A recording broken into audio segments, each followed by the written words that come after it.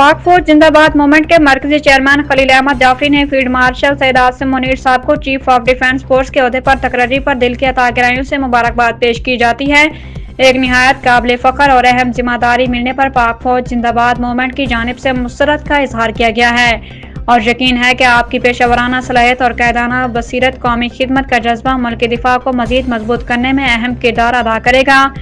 कौम आपके साबित कदमी असूलों पर मुबनी क़यादत और अमन और इस्तेहकाम के लिए आंतरिक कोशिश को कदर की निगाह से देखती है।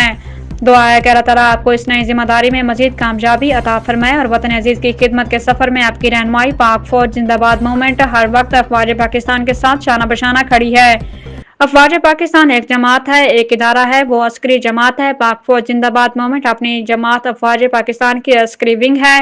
खलील अहमद जाफरी, सेंट्रल चेयरमैन, पाक फौज जिंदाबाद मूवमेंट।